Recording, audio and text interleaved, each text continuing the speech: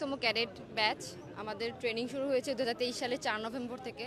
আমাদের passing out হওয়ার কথা ছিল হচ্ছে 31 অক্টোবর 2024, কিন্তু হঠাৎ করে আমাদের হচ্ছে পাসিং আউট থেকে কিছু ছেলে মেয়ে আলাদা করে শোকজ করে যে মাঠে বিশৃঙ্খলা হয়েছে, কিন্তু এ ধরনের কোনো কাজই একাডেমিতে হয়নি। হুট করে তারপর এরকম করে বলে একাডেমি শোকজ করে 3 দিনের মাথায় আমাদের 321 জনকে 4টি ধাপে বের করে দেয়, শোকজ করে ডিসচার্জ লেটার দিয়ে বের করে দেয়। এখন হচ্ছে আমরা 2 মাস বের হওয়ার পর আমরা বিভিন্ন জায়গায় বিভিন্ন আবেদন জানিয়েছি, বিভিন্ন স্যারদের সাথে আমাদের কর্তৃপক্ষ যারা আছে তাদের সাথে দেখা করার চেষ্টা করেছি, কিন্তু তারা কেউই কোনো সাড়া দেয়নি। কালকে আমরা গতকাল ওইখানে গেট নাম্বার 4-এ ওখানে ছিলাম, কিন্তু কালকে তাদের কাছ থেকে আমাদের কর্তৃপক্ষের কাছ থেকে কোনো আশ্বাস পাইনি, বিধায় আজকে আমরা এখানে আবার দাঁড়িয়েছি আমাদের দাবিগুলো পূরণ হওয়ার জন্য। কতক্ষণ পর্যন্ত এখানে অপেক্ষা করবেন? আমরা আমাদের দাবি পূরণ না হওয়া পর্যন্ত এখানেই থাকবো।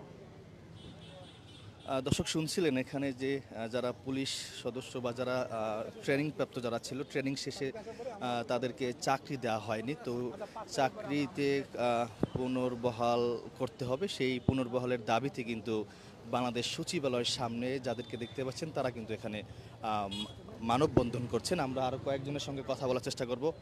কি দাবিতে এখানে অবস্থান নিয়েছেন? আসলে আমরা আমাদের চাকরি পুনর্বহাল, আমাদেরকে চাকরিতে পুনর্বহালের দাবিতে আমরা এখানে অবস্থান নিচ্ছি। আমরা গতকাল অবস্থান নিচ্ছিলাম 4 নম্বর গেটে, কিন্তু চাকরি পুনর্বহাল আসলে পুরো বিষয়টা একটু খুলে বলবেন। আচ্ছা, আমাদেরকে এই প্রথম ধাপে হচ্ছে 252 জনকে বের করছে, যাদের যেটা অযৌক্তিক একটা কারণ দেখিয়েছে, যেটা কারণ ছিল আমরা নাস্তা না খেয়ে হই হুল্লার করছি মাঠের মধ্যে, কিন্তু আসলে এটা টোটালি মিথ্যা কথা, কারণ আমরা ওই দিন নাস্তা খেয়েছি এবং সুশৃঙ্খলভাবে মাঠে প্যারেড করছি। এরপর লাস্ট 58 জনকে বের করছে বলেন, এবং শেষ দ্বিতীয় ধাপে 58 জনকে বের করছে। ওদের হচ্ছে কারণ দেখিয়েছে, কারণ ওরা হচ্ছে ক্লাসে অমনোযোগী ছিল, যেটাও ভিত্তিহীন, কোনো মিথ্যা। কারণ ওই দিন নজিবুর রহমান স্যারের ক্লাস ছিল, যিনি হচ্ছে সারদার এক্স প্রিন্সিপাল ছিল, ওনার ক্লাস, এবং উনি কালবেলা নিউজে কিন্তু ডিরেক্টলি বলছিল যে উনি ওনার ক্লাসে কোনো কি হয় নাই, কোনো হইচই হয় না, এবং এটা উনি ডিরেক্টলি একটা স্বীকারোক্তিমূলক বক্তব্য দিয়েছে। এরপর হচ্ছে লাস্ট 3 জনকে বের করছে। 3 জনকে বের করার কারণ দেখিয়েছে ওরা মার্চিং না করে ক্লাসে গেছে, যে এটাও ভিত্তিহীন, অযৌক্তিক একটা কারণ দেখিয়েছে। এরপর লাস্ট 8 জনকে বের করছে, যাদের গিয়েছিল হচ্ছে ওরা মাঠের মধ্যে না দৌড়ে হেঁটেছে, যেটাও ভিত্তিহীন। কারণ 14 মাস ট্রেনিং শেষ হওয়ার পরে যদি একটা ছেলে ক্যাডেট কেমনে ডিসিপ্লিন ইনডিসিপ্লিন থাকবে, কারণ ওটা হচ্ছে সারদা হচ্ছে মোস্ট ডিসিপ্লিন এবং পুলিশের আতুরঘর, ওইখানে এত ডিসিপ্লিন পরিবেশ, ওখানে কোনো ক্যাডেটের সুযোগই নাই যে ইনডিসিপ্লিন হওয়া, কেমনে এটা? তো একটা ছেলে 14টা মাস ট্রেনিং করার পর তাকে যদি চাকরি থেকে অব্যাহতি দেওয়া হয়, তো তাহলে তার পরিবার আর্থিকভাবে মানসিকভাবে ক্ষতিগ্রস্ত। আরেকটা কথা বলে দিই, এই বাংলাদেশে আর কোনো চাকরি আছে কিনা জানি না, কিন্তু এটা হচ্ছে এমন একটা চাকরি যেটা বিনা বেতনে করা হয়, বিনা বেতনে প্রশিক্ষণ দেওয়া হয়। ইভেন একটা ক্যাডেট হচ্ছে আপনার প্রতি মাসে পরিবার থেকে 10 থেকে 15,000 টাকা নিয়েই চলে, ওখান থেকে কোনো বেতন ভাতা দেওয়া হয় না।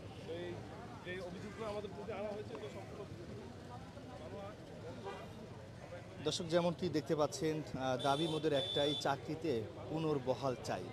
চাকরিতে পুনর্বহালের দাবিতে কিন্তু আজকে তারা এখানে অবস্থান কর্মসূচি পালন করছেন। দেখতে পাচ্ছেন সচিবালয়ের যে 2 নম্বর গেট রয়েছে, সেই 2 নম্বর গেট থেকে শুরু করে 1 নম্বর গেট পর্যন্ত তারা সারিবদ্ধভাবে কিন্তু এখানে অবস্থান নিয়েছেন। প্রত্যেকের হাতে কিন্তু রয়েছে এক দফা এক দাবি, মেনে নেন, অন্যায়ভাবে কেড়ে নেওয়া আমার চাকরি ফিরিয়ে দেন, এমনটি কিন্তু আমরা দেখতে পাচ্ছি। দর্শক আরও কয়েকজনের সঙ্গে কথা বলবো কি দাবিতে এখানে অবস্থান নিয়েছেন। 40তম ক্যাডেট সাব ইন্সপেক্টর 2023 ব্যাচের অব্যাহতিপ্রাপ্তদের চাকরিতে পুনর্বহালের দাবিতে অবস্থান কর্মসূচি পালন করছেন 40তম ব্যাচের অব্যাহতিপ্রাপ্ত ক্যাডেট সাব ইন্সপেক্টরগণ, বাংলাদেশ পুলিশ।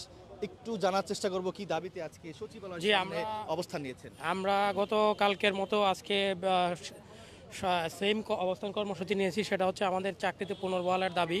যে অন্যায়ভাবে মিথ্যা অভিযোগে, ঠুনকো অভিযোগে আমাদেরকে যে 321 জন ক্যাডেট সাব ইন্সপেক্টরকে চলমান প্রশিক্ষণ থেকে অব্যাহতি দেওয়া হয়, সেই অব্যাহতি বাতিল করে আমাদেরকে পুনরায় বহাল করার জন্য আমরা সচিবালয়ের সামনে দ্বিতীয় দিনের মতো অবস্থান কর্মসূচি পালন করতেছি।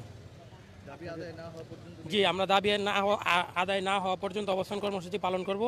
আমরা কর্তৃপক্ষের অলরেডি আমাদের মাননীয় আইজিপি মহোদয়, স্বরাষ্ট্র উপদেষ্টা মহোদয় এবং প্রধান উপদেষ্টা মহোদয়ের কাছে আমরা স্মারকলিপি দিয়েছি, কিন্তু সেখান থেকে আমরা আশানুরূপ কোনো সাড়া পাইনি।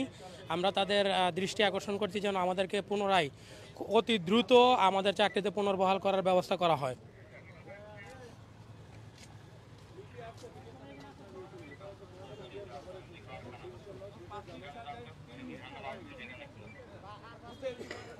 দর্শক, যেমনটি দেখতে পাচ্ছেন বাংলাদেশ সচিবালয়ের সামনে 40তম ব্যাচের অব্যাহতিপ্রাপ্ত সাব ইন্সপেক্টরগণ, বাংলাদেশ পুলিশ যারা রয়েছে আসলে তারা এখানে অবস্থান কর্মসূচি পালন করছে এবং তাদের চাকরিতে পুনর্বহাল করার দাবিতে কিন্তু তারা এখানে কয়েকশো 40তম ব্যাচের অব্যাহতিপ্রাপ্ত ক্যাডেট যারা রয়েছে তারা কিন্তু এখানে অবস্থান নিয়েছেন। আমরা আরও কয়েকজনের সঙ্গে কথা বলার চেষ্টা করবো কি দাবিতে এখানে অবস্থান নিয়েছেন। আসলে একটু আমাদেরকে বলবেন কি দাবিতে এখানে অবস্থান নিয়েছেন? আমরা চাকরিতে পুনর্বহাল চাই আর কি। এই দাবিতে আমরা এক দাবি আমরা 365 দিন ট্রেনিং করার পর আমাদেরকে এই একটা মিথ্যা অভিযোগ দিয়ে বিশৃঙ্খলার অভিযোগ, কি অভিযোগ দেওয়া হয়েছে আপনাদের নামে? মিথ্যা অভিযোগ। 3 ধাপে আমাদের বের করা হয়েছে। প্রথম 251 জনকে আপনার যে মাঠে নাস্তা করি নাই বিদায় এটার জন্য বের করা হয়েছে। পরবর্তী 58 জনকে আপনার যে ক্লাসে আমরা অমনোযোগী ছিলাম এবং কথাবার্তা বলছি এই বিষয়ে আমাদেরকে অব্যাহতি দেওয়া হয়েছে। এটা সম্পূর্ণ মিথ্যা। এই জন্য আমরা এক দাবিতে আমাদেরকে পুনরায় চাকরিতে পুনর্বহাল করা হোক, এই দাবিতে আমরা সচিবালয়ের সামনে অবস্থান করছি। সরকারের কাছে কি স্মারকলিপি দিয়েছেন? যে আমরা আশ্বাস পেয়েছেন? না, আমরা এখনো সব জায়গায় প্রধান উপদেষ্টা, মাননীয় স্বরাষ্ট্র উপদেষ্টা এবং আইজিপি মহোদয়ের কাছে আমরা স্মারকলিপি দিয়েছি এবং এই পর্যন্ত কোনো আশ্বাস আমরা পাই নাই। প্রধান উপদেষ্টা, স্বরাষ্ট্র উপদেষ্টা এবং আইজিপির কাছে আপনারা স্মারকলিপি দিয়েছেন, এখনো কোনো আশারূপ কোনো কিছু পাননি, এরকম তো দাবি আদায় না হওয়া পর্যন্ত এই স্থান ত্যাগ করবেন না। দর্শক, শুনছিলেন যে যারা এখানে অবস্থান কর্মসূচি পালন করছেন তারা আসলে বলছিলেন দাবি আদায় না হওয়া পর্যন্ত এই স্থান ত্যাগ করবে না এবং তারা বলছিলেন যে প্রধান উপদেষ্টা ডক্টর মোহাম্মদ ইউনূসের কাছে তারা স্মারকলিপি দিয়েছেন এবং স্বরাষ্ট্র উপদেষ্টা যিনি রয়েছেন তার কাছে স্মারকলিপি দিয়েছেন এবং আইজিপির কাছেও কিন্তু তারা স্মারকলিপি দিয়েছেন। তাদের কাছ থেকে কোনো আশারূপ কোনো কিছুই পায়নি বা কোনো আশ্বাস তাদের কাছ থেকে পায়নি। তো তার জন্য তারা বাধ্য হয়ে বাংলাদেশ সচিবালয়ের সামনে অবস্থান কর্মসূচি পালন করছেন।